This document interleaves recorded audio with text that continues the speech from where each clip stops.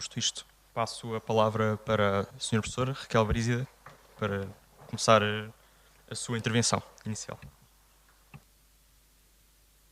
Muito obrigada. Bom, o tema da minha intervenção tem a ver com...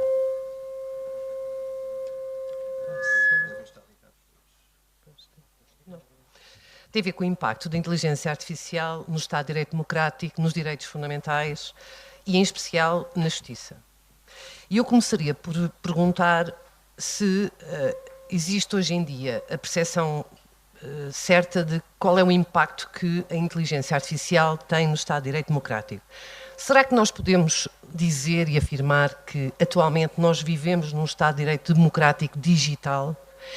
Eu acho que a questão não é fácil, porque, em primeiro lugar, a consolidação de um Estado de Direito democrático social nesta realidade digital e também na realidade da inteligência artificial implica nós estarmos seguros de que princípios como o princípio da separação de poderes, o princípio da não discriminação, o princípio da legalidade, o acesso à justiça se encontram plenamente garantidos face a esta nova realidade.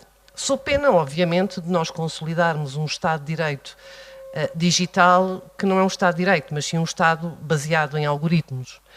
E, portanto, a verdade é que o princípio do Estado de Direito democrático é provavelmente um dos princípios mais densificados pela doutrina constitucional, mas é também um conceito que importa e que preocupa o direito internacional dos direitos humanos, porque é um conceito de validade universal.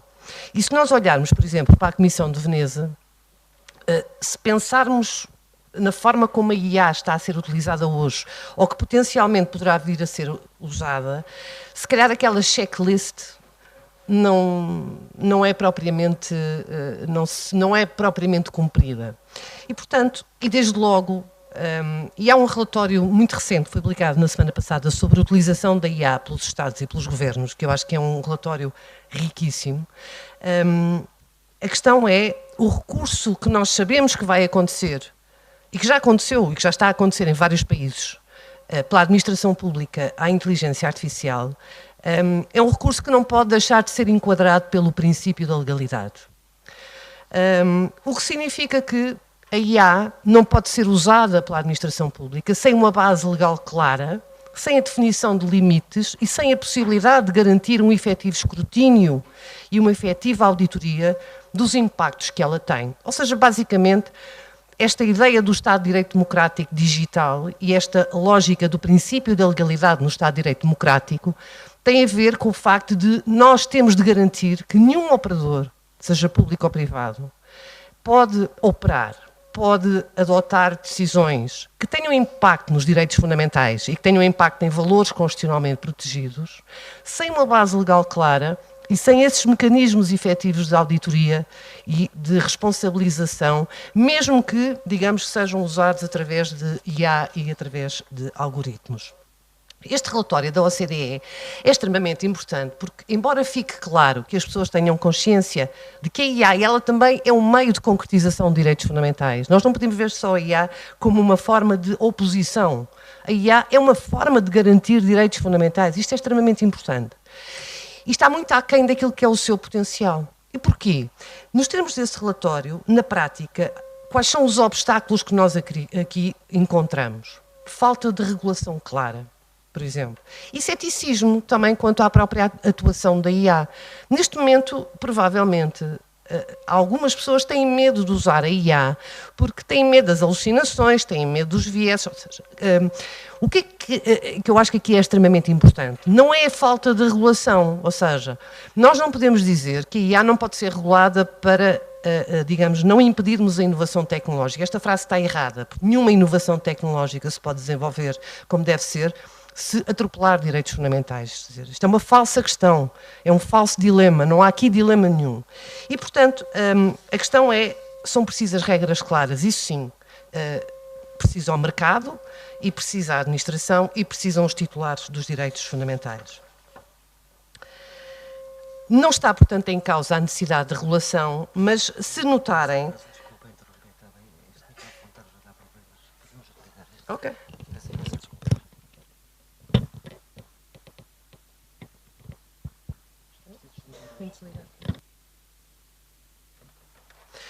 O regulamento de inteligência artificial, acho que está melhor agora. Ok. O regulamento de inteligência artificial não tem, digamos, uma preocupação específica com a administração pública. Mas, obviamente, se olharmos para o anexo 3, o anexo 3 é o anexo do regulamento que define quais são os sistemas de risco elevado. Se virem as principais funções que lá estão, são as funções administrativas. E, basicamente, a questão aqui é que a implementação da IA na administração levanta desafios relevantes. Primeiro, no sistema de garantias dos particulares e, em segundo lugar, nas regras específicas do procedimento administrativo.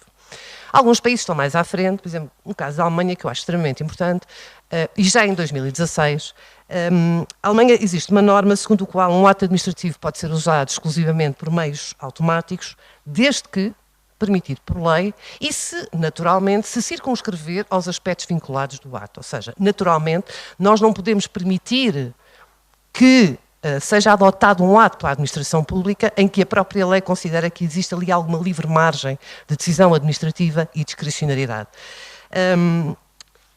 Também um dos estados da Alemanha tem uma outra lei que regula a utilização de tecnologia, que estabelece princípios aplicáveis à atividade administrativa, fixa 3 níveis de automação, porque é extremamente importante esta graduação, digamos, da autonomia decisória, e dedica especial atenção à transparência. E eu aqui queria-vos chamar a atenção para isto.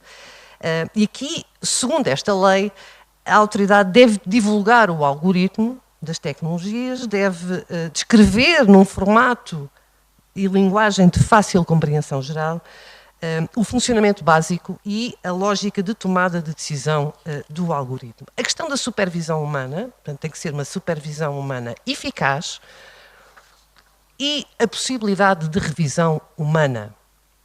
Isto é, após um mês, a contar da notificação da decisão, um titular de um determinado direito fundamental pode solicitar que a decisão seja revista e confirmada, alterada ou revogada por uma pessoa singular. Em Portugal, o nosso Código de Procedimento Administrativo não tem nenhuma disciplina específica sobre decisões automatizadas. Estabelece princípios quanto à administração eletrónica, mas a lógica é um pouco isto. Estimula, obviamente, a utilização de meios eletrónicos, mas estabelece o princípio de que quando se recorrem a meios eletrónicos tem que haver uma garantia mínima das garantias dos particulares. E aqui a lógica em termos de inteligência artificial não pode deixar de ser a mesma. Isto é, obviamente que tem que haver um incentivo à utilização da IA na administração, nos termos em que eu tenho estado a dizer, mas, obviamente, o mínimo é que isso não implique uma diminuição das garantias dos particulares. Por exemplo, nós podemos ver isto quer no âmbito dos atos administrativos, quer no âmbito dos regulamentos administrativos. Nos atos administrativos, nós temos um dever de fundamentação, portanto, como sabem, está previsto na Constituição, está previsto no CPA, a necessidade de os atos serem, a fundamentação ser expressa e no CPA existirem requisitos para essa própria fundamentação, mas digamos que face a um determinado artigo do Regulamento de Inteligência Artificial, que é o artigo 86, que estabelece exatamente esse direito à fundamentação, digamos que o CPA é um pouco mais abrangente que o Regulamento de Inteligência Artificial. Mas sendo mais abrangente, significa que nos casos em que os atos precisem de fundamentação e careçam de fundamentação nos termos constitucionais e nos termos legais, então aí nesse caso tem que existir um dever de fundamentação plena. E portanto aqui é extremamente importante a afirmação deste princípio, que é as pessoas, os titulares dos direitos fundamentais que, digamos, que sejam, cujos direitos sejam impactados por uma decisão, por exemplo, baseada em algoritmos, eles têm de poder conhecer não só se aquela decisão foi tomada com base em algoritmos, a medida de intervenção dos algoritmos, a medida de intervenção da supervisão humana e esta é que é a parte mais relevante em matéria de IA. Acreditem que o direito à explicabilidade é provavelmente um dos maiores desafios da IA, explicar tudo aquilo de forma a que as pessoas consigam efetivamente compreender.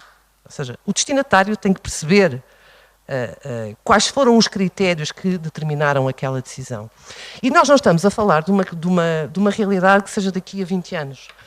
Em Portugal isso ainda não acontece, mas já temos ali em Espanha e temos noutros países da União Europeia em que já existem casos em tribunal em que efetivamente a administração usou a IA para atribuir benefícios sociais, excluir benefícios sociais, E houve problemas. E, portanto, esta questão do direito à fundamentação plena de atos administrativos no contexto da IA é extremamente importante. Depois a questão dos regulamentos. Os regulamentos funcionam em termos jurídicos, os algoritmos funcionam em termos jurídicos como regulamentos. Os algoritmos são normas materiais. Eles comportam-se como normas materiais, prescrevem uma conduta, autorizam uma conduta. E, portanto, eles... e digamos que aqui já a doutrina espanhola e a doutrina portuguesa nisso já avançou, que eles podem ser considerados, em alguns casos, regulamentos administrativos. Ora, sendo regulamentos administrativos, devem ser aplicáveis os princípios gerais do procedimento administrativo, nomeadamente consulta pública, etc, etc. Todas as regras procedimentais para a produção de regulamentos administrativos devem ser aplicáveis aos algoritmos. Agora, contratação pública. Naquele relatório da OCDE é extremamente importante que a contratação pública pode ser aqui uma peça fundamental no incremento de medidas de conformidade com a IA. De que forma? Pode desempenhar um papel decisivo, porque aqui o legislador pode ter um efeito indireto, que é o cumprimento, efetivamente, das regras de direitos fundamentais. E atenção, eu quando falo em direitos fundamentais, não estou só a falar dos direitos fundamentais dos titulares singulares, das pessoas singulares.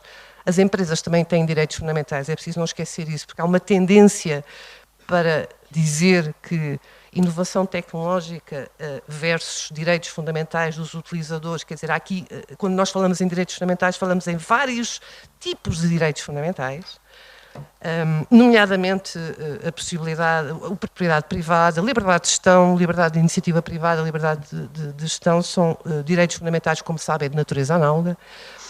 E, portanto, aqui a lógica de que o legislador, se estabelecer determinadas regras, e aqui a própria Comissão Europeia já propôs algumas cláusulas específicas em matéria de contratação pública que eu acho que podem ser muito importantes, que é as entidades adjudicantes exigirem que as propostas tenham de oferecer alguns atributos, portanto, sob pena de exclusão, naturalmente, ou então submetê-los à concorrência, valorizando diferentes graus de conformidade, quer com o regulamento IA, quer, por exemplo, com o próprio código de conduta dos modelos de inteligência artificial de finalidade geral, os famosos ChatGPT, Gemini, todos aqueles modelos de inteligência generativa. E, portanto, aqui a contratação pública pode ter um papel fundamental. E aquilo que a OCDE nota, e que eu acho que é muito real e muito pragmático, é quais são os obstáculos à utilização da contratação pública. É um fenómeno tão comum na nossa administração, chama-se lock-in. Lock-in é quando a administração pública fica presa a determinados fornecedores tecnológicos, porque esses fornecedores tecnológicos, ou porque as entidades adjudicantes não exigiram nos contratos, quer cláusulas de interoperabilidade, quer formas de transferência do conhecimento. E esta questão do lock-in é extremamente importante e é preciso, de alguma forma, a administração tem que ter consciência que tem que se libertar desses fornecedores. E aqui, no caso da IA, é extremamente importante a utilização da contratação pública como até um próprio instrumento de políticas públicas para garantir e para ajudar a administração, ela própria, by design, a cumprir com os direitos fundamentais e a mitigar eventuais riscos de lesão de direitos fundamentais. Ou seja, promovendo, obviamente, cláusulas de interoperabilidade e de abertura, por outro lado, promovendo códigos abertos, padrões comuns, etc. A segunda nota tem a ver com o impacto da IA nos direitos fundamentais.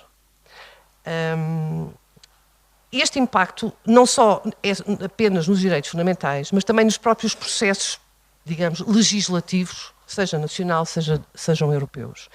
E o que se nota aqui é um grande déficit democrático, seja no plano nacional, seja no plano da União Europeia, não só em matéria de regulação digital, mas agravado agora com o Regulamento de Inteligência Artificial. Por um lado, como sabem, a União Europeia na última década produziu uma verdadeira overdose normativa em matéria digital. E esta overdose normativa, o que é que ela tem de novo? Tem de novo que a União Europeia veio legislar sobre áreas constitucionalmente sensíveis, que outrora eram reservadas aos Estados. E não se esqueçam que, a partir do momento em que a União Europeia regula e produz uma regra sobre uma determinada matéria, aquela matéria passa para a jurisdição do Tribunal de Justiça. O que significa que nós estamos aqui, aquilo que se chama a nova Constituição Tecnológica e Digital da União Europeia, Regulamento dos Serviços Digitais, Regulamento Geral de Proteção de Dados, Regulamento de Inteligência Artificial, Regulamento de Liberdade de Meios de Comunicação, todos estes regulamentos vão ao núcleo das Constituições e dos direitos fundamentais, que a partir de agora passam para a jurisdição do Tribunal de Justiça. O que será dos direitos e dos tribunais constitucionais? Essa é outra questão. Complexa, do ponto de vista constitucional. Mas o problema aqui é que, em primeiro lugar, o cidadão comum não tem acesso direto ao Tribunal de Justiça.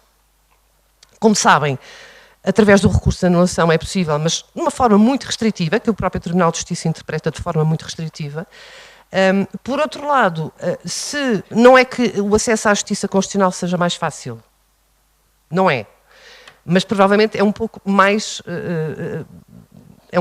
generoso do que o acesso ao Tribunal de Justiça, que aí é mesmo excluído, ou o próprio Tribunal Europeu dos Direitos Humanos. Porque depois há aqui problemas de compatibilização, porque, reparem, o Regulamento dos Serviços Digitais tem um impacto na liberdade de expressão e no direito à informação. A liberdade de expressão era o palco tradicional do Tribunal Europeu dos Direitos Humanos.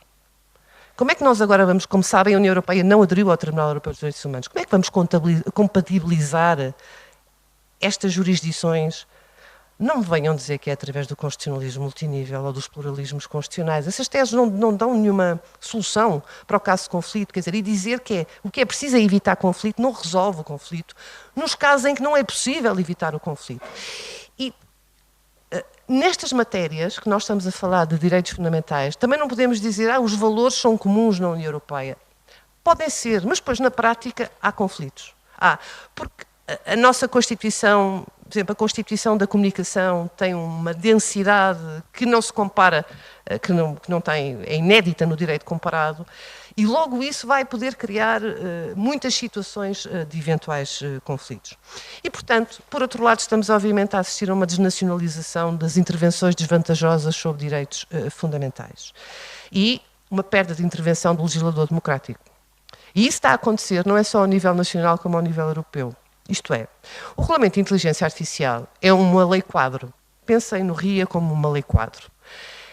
Ele estabelece conceitos básicos, estabelece alguns requisitos essenciais, mas que carecem de densificação normativa, seja jurídica, seja técnica.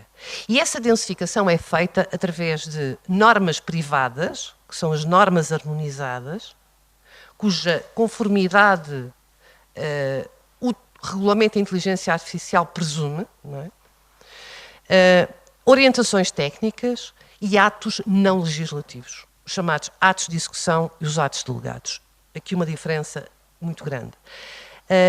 E embora nós possamos, de alguma forma, no sistema de separação de poderes da União Europeia, claramente distinguir quem é que faz o quê, e até no plano da separação de poderes em abstrato, a verdade é que na prática não é isso que acontece. E há 15 dias houve uma decisão do Tribunal de Justiça da União Europeia extremamente importante, que foi produzida no âmbito do Regulamento dos Serviços Digitais, mas que vai ser muito importante para estes novos regulamentos, nomeadamente para o Regulamento de Inteligência Artificial, porque é preciso definir taxas. Não é? É preciso pagar a regulação, basicamente. E o Regulamento e o Tribunal de Justiça foi num recurso de anulação que foi impugnado, portanto, foi uma decisão da Comissão Europeia a propósito da definição de taxas de grandes plataformas, só que a Comissão Europeia, ao contrário do que estava previsto no RIA, estabeleceu por atos de execução. E aqui o Tribunal de Justiça o Tribunal Geral foi muito claro. E o Tribunal Geral da União Europeia disse que é muito importante para a separação de poderes que estas matérias das taxas, aliás, como resulta do próprio Regulamento dos Serviços Digitais, sejam definidos através de atos delegados. Atos delegados porquê? Porque os atos delegados implicam uma redução da margem de discricionariedade da Comissão Europeia, que reduz uma margem política na própria definição dessas taxas, que eu acho que é muito importante para a regulação da inteligência artificial, envolvendo quer o Conselho Europeu, quer os Estados-membros. E isto é extremamente importante. E, portanto, aquilo que nós temos é, se no plano nacional há uma desnacionalização da regulação de direitos fundamentais, no plano europeu também temos um problema de concentração na Comissão Europeia, mas relativamente a esta concentração, felizmente, os próprios tribunais estão atentos. E, portanto, esta regulação primária não pode ficar, digamos, na dependência de uma grande margem de discricionariedade da Comissão Europeia. Quanto aos direitos fundamentais propriamente dito, o RIA tem preocupações de direitos fundamentais, é verdade, mas não os densifica. É possível extrair vários princípios do RIA, mas a densificação dos direitos fundamentais vai precisar quer da legislação nacional, quer da intervenção da jurisprudência. Existem preocupações expressas ou implícitas no RIA quanto aos direitos fundamentais, mas para além de um núcleo, digamos, duro, que no fundo equivalem às práticas proibidas, é preciso, de facto, que exista essa densificação. Neste núcleo cabem princípios como, que são direitos novos, direito à explicabilidade, um direito forte à explicabilidade e não um direito fraco, como resulta agora do RIA. O direito a uma supervisão humana eficaz, o direito à decisão humana. O RIA não prevê, não garante um direito a uma decisão humana. E, portanto, aqui o direito à explicabilidade, como eu estava a dizer, na minha perspectiva, configura um dos principais desafios da regulação da inteligência artificial. Se há um momento a partir do qual a inteligência artificial colide com o Estado de Direito Democrático é quando nós deixamos de compreender as decisões que são tomadas por nós. E, portanto, é extremamente importante eu acho que é uma ideia que nós, quer dizer, que não pode falhar, não é? Que nós não podemos deixar de ter em consideração. O problema é que faltam orientações técnicas. Como é que nós vamos concretizar este direito à explicabilidade nos casos em que há black boxes e que é inevitável que existam essas black boxes? Os especialistas em tecnologia podem explicar isso. E, de facto, é distinto o impacto de sistemas em que há digamos, uma pouca margem de autonomia decisória do impacto em que os sistemas como os agentics têm uma grande capacidade e autonomia decisória no sentido de substituir decisões humanas. E a verdade é que, quando nós questionamos se o RIA pode garantir uma tutela adequada de direitos fundamentais, quer dizer, a resposta também não é fácil. Porque, por exemplo, nós andámos anos, sobretudo do Acórdão de Google Spain, em 2014, a construir a jurisprudência, a doutrina, a trabalhar para construir um edifício relativamente robusto, por exemplo, quanto ao direito à autodeterminação informacional. Agora eu só vos pergunto, como é que se exerce o direito ao esquecimento no ChatGPT? Quer dizer, volta tudo ao ground zero. Quer dizer, há todo um conjunto de questões, e isso é de facto o impacto da IA nos direitos fundamentais, em que tudo aquilo que nós achávamos, ok, já conseguimos aqui um equilíbrio, é muito difícil de concretizar. Como é que nós vamos garantir a liberdade de expressão no DeepSeek? Como é que nós vamos garantir... ou seja, há aqui direitos fundamentais que, nestes casos dos modelos de IA de finalidade geral e nos casos da inteligência generativa, é posto em causa. E a justiça? E a inteligência artificial na justiça? Se olharmos para o anexo 3 do Regulamento de Inteligência Artificial, conseguimos facilmente perceber que a questão da autonomia de decisão é que é relevante para definir o que é um sistema de risco elevado e o que é que não é um sistema de risco elevado. Uma coisa é certa, a justiça e provavelmente o uso de dados biométricos é o único domínio que tem uma nota expressa no regulamento, no considerando 61, é a única que tem direito a dizer não, decisões humanas. Mas é um considerando. É um considerando. E todos nós sabemos qual é o valor dos considerandos. Pronto. Relativamente ao anexo 3, se forem tarefas auxiliares, não é um sistema de risco elevado, portanto, não está sujeito às obrigações do sistema de risco elevado. Portanto, está sujeito a códigos de conduta, está sujeito a regras facultativas. Consoante o grau de autonomia que é conferida no sistema, eu vou ou não qualificá-la como um sistema de risco elevado e exigir a aplicação das regras de risco elevado.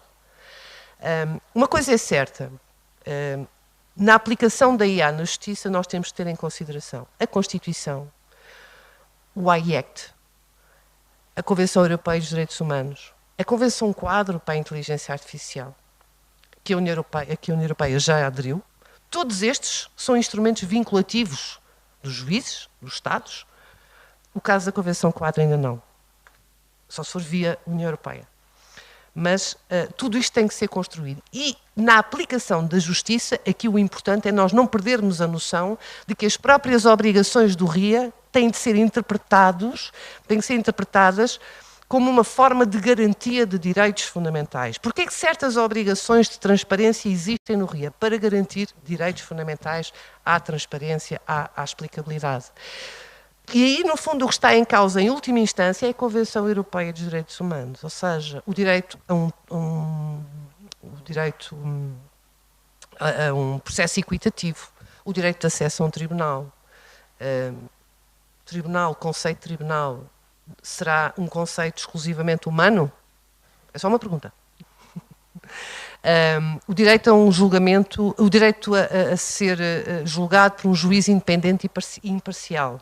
Será que uma decisão algorítmica consegue garantir a independência e a imparcialidade desse julgamento? Ou será que aí não há possibilidade de haver interferência do Poder Executivo? Eu estou a falar na possibilidade de substituição que o regulamento de inteligência artificial, no considerando, não permite. Na possibilidade de uma total substituição da decisão por algoritmos. O direito a um recurso efetivo. O que significa que a fundamentação das decisões tem que ser suscetível de eu poder exercer o meu direito ao contraditório e o direito de defesa. E, portanto, aqui nós não podemos olhar para o RIA porque, de facto, ele estabelece regras à tecnologia, mas estabelece regras que têm que ser interpretadas em conformidade com estes instrumentos internacionais que vinculam o Estado português e que vincula, obviamente, a magistratura e os reguladores. Era isto que eu tinha para partilhar convosco.